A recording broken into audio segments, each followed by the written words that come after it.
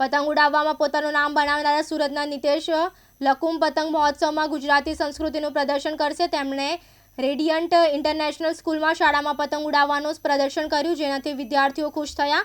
નિતેશ લકુમને છેલ્લા 5 વર્ષથી પતંગ ઉડાવવાનો શોખ છે। આજે તેની સાથે 4900 પતંગો છે, જે ભારતમાં સૌથી મોટો સંગ્રહ કહેવાય છે। આ બધા પતંગો અલગ અલગ ડિઝાઇનના છે, જેમાં તેણે પોતે 1200 પતંગો બનાવ્યા છે।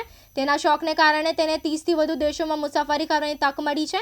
તેણે ચીનમાં ઓલિમ્પિકમાં પતંગ ઉડાવી હતી અને ઇન્ડોનેશિયામાં નરેન્દ્ર મોદી સાથે પતંગ પણ ઉડાવી હતી। તેમણે પતંગ ઉડાવવામાં વિશ્વ વિક્રમ સ્થાપવાનો નિર્ધાર વ્યક્ત કર્યો છે। તેમણે રાત્રિ ઉડાન માટે ઇલેક્ટ્રિક પતંગો ડિઝાઇન કર્યા છે। તેઓ સુરતમાં પતંગ મહોત્સવમાં એક ખાસ પ્રકારનો પતંગ પણ લાવી રહ્યા છે, જે ગુજરાતી ઓળખને પ્રતિબિંબ કરશે। તેમણે 15 મીટરનો હનુમાન પણ બનાવ્યો છે। મારું નામ નિતેશ લકુમ છે। હું અહીંયા કાઇટ ફ્લાઇંગ માટે રેડિયન્ટ ઇન્ટરનેશનલ ઉગતમાં આવ્યો છું। ગઈકાલે બી એમની રેડિયન્ટ વર્લ્ડની અંદર કાઇટ ફ્લાઇંગ કર્યું હતું। અહીંયા ઘણા બધા છોકરાઓ છે, એની સાથે એન્જોય કરવાની મજા આવે છે। છોકરાઓ મારા કાઇટને જોઈને ઇન્ડિયા ઇન્ડિયા બોલે છે, તેનો મને ગર્વ થાય છે, કારણ કે આટલા નાના છોકરાઓને ઇન્ડિયા શું છે તે ખબર પડે છે। અને હું આ કાઇટ ફ્લાઇંગ કરીને બહુ જ આનંદ અનુભવું છું। છોકરાઓ સાથે દર વર્ષે છેલ્લા 3 વર્ષથી કન્ટિન્યુઅસ કરતો આવેલો છું। અલગ અલગ સ્કૂલમાં જઈને મને ઘણી આનંદ અને મજા આવે છે।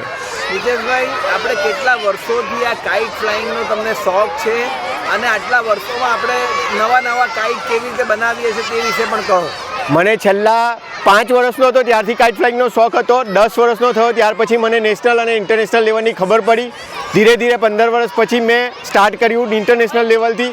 આજે મારી પાસે 4980 કાઇટ છે, જે સૌથી હાઈએસ્ટ કલેક્શન ઓફ ઇન્ડિયા ગણાય છે। અને બધા જ કાઇટ અલગ અલગ ડિઝાઇન અને અલગ અલગ પ્રકારના છે। કોઈ બી કાઇટનું રિપીટેશન નથી થયું। જેમાંથી 1200 કાઇટ મેં જાતે બનાવ્યા છે, જેનું ડિઝાઇનિંગ અને પેઇન્ટિંગ કરીને અમે લોકોએ રેડી કર્યા છે। આ તમારો શોખ છે કે આને તમે પ્રોફેશનલી વર્ક કરો? આ મારી હોબી છે, અને મારી હોબીએ મને 30થી 40 કન્ટ્રી ફરવા મોકલી દીધો। આ હોબીની અંદર ફરતા ફરતા મને ઘણો આનંદ થયો।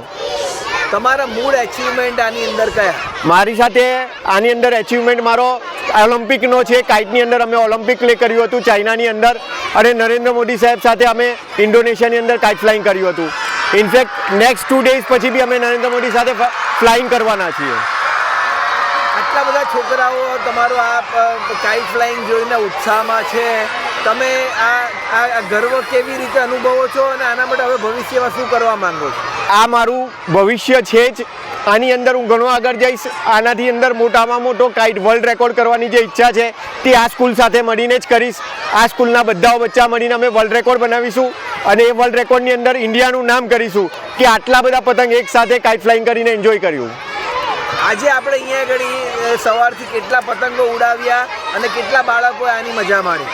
અહીંયા આવીને અમે ડિફરન્ટ ટાઈપના 12 પતંગો ઉડાવ્યા છે, અને લગભગ 400થી 500 છોકરાઓએ એન્જોય કર્યું છે। સવારની પાળી એન્જોય કરતી હતી, હવે આફ્ટરનૂન છે શિફ્ટ આવેલી છે, તે લોકો એન્જોય કરી રહ્યા છે।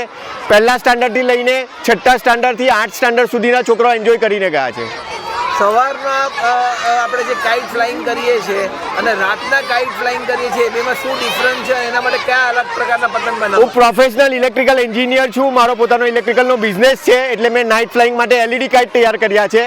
સવારની અંદર ડેમાં તો કાઇટ દેખાય છે, પણ રાતના બી કાઇટ દેખાવા જોઈએ અને સારા દેખાવા જોઈએ, તેના માટે અમે વિવિધ પ્રકારની RGB LEDs યુઝ કરીને કાઇટમાં મૂકી છે, અને એનું અંદર ઇન્સ્ટોલેશન કરીને નાઇટ ફ્લાઇંગ કરીએ છીએ અમે। હવે શું નવી વિવિધતા લાવવા માંગો છો? કાઇટની અંદર અમે ઘણી બધી વિવિધતા અત્યાર સુધીમાં લાવી ચૂક્યા છે। રિમોટ કંટ્રોલ કાઇટ્સ બી આવી ગયા છે, ઇલેક્ટ્રોનિક્સ કાઇટ બી આવી ગયા છે। હવે અમે જે કાઇટ્સ લાવી રહ્યા છે તેની અંદર એવું લાવી રહ્યા છે કે ડે અને નાઇટ કોમન કાઇટ ફ્લાઇંગ થઈ જાય। જ્યારે ડેમાં ઉડતો હોય અને અચાનક ઇવનિંગ થઈ જાય ને અમારે નાઇટ ફ્લાઇંગ કરવું હોય, તો રિમોટ કંટ્રોલ સિસ્ટમથી અમે નાઇટ કાઇટ ફ્લાઇંગ કરી શકીએ। સુરત શહેરના લોકોને શું મેસેજ આપવા માંગો છો? આવતીકાલે જ્યારે સુરત શહેરમાં પણ કોર્પોરેશન દ્વારા કાઇટ ફેસ્ટિવલ થવાનો છે, એમાં આપનું શું રોલ છે? સુરત શહેરની અંદર ટુરિઝમ ડિપાર્ટમેન્ટ દ્વારા કોર્પોરેશનની મદદથી કાઇટ ફ્લાઇંગનું કામ થઈ રહ્યું છે। તેની અંદર અમે નવો કાઇટ લઈને આવ્યા છે, જે ગુજરાતનો કાઇટ છે। ગુજરાતની દરેક પ્રકારની ઓળખ અમે એની અંદર આપેલી છે। ગીરના જંગલનો સિંહ આપ્યો છે, ગરબા રમતા છોકરાઓ આપ્યા છે, કાઇટ ઉડાવતા છોકરાઓ આપ્યા છે, સીડી સૈયદની જાળી આપી છે, સ્ટેચ્યુ ઓફ યુનિટી આપ્યું છે, અને સોમનાથનું ટેમ્પલ આપ્યું છે। આ બધી યુનિટીઓ, બધી વસ્તુઓ મળીને એક ગુજરાતનું આખું વર્ણન કરે છે। એટલે ગુજરાતના વર્ણન કરતો કાઇટ પ્લસ અમે 15 મીટરનો હનુમાન બનાવ્યો છે, એ હનુમાન સાથે ફ્લાય કરવાના છે। મયુર ટેલર, દિવ્યાંગ ન્યૂઝ, સુરત।